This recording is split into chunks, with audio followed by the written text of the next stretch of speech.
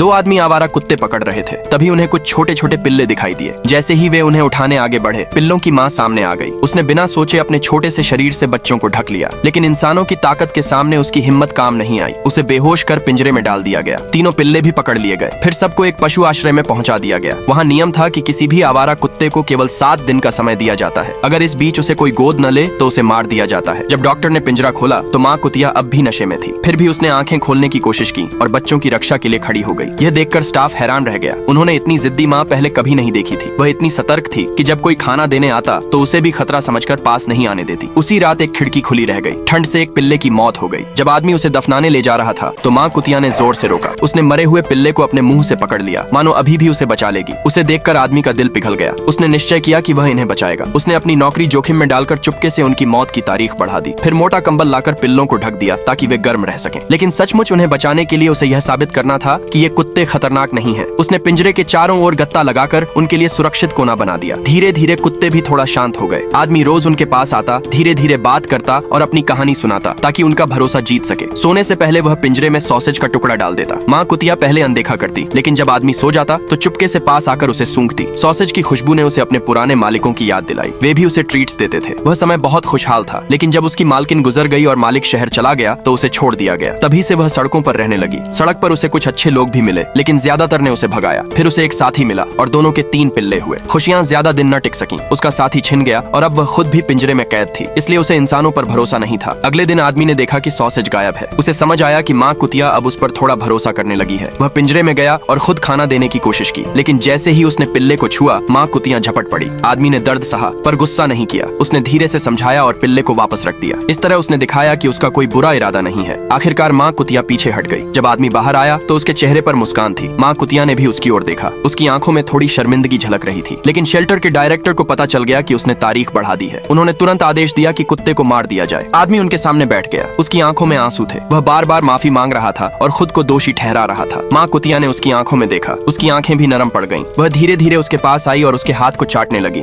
आखिरकार उसने इंसानों पर भरोसा करना फिर से सीख लिया।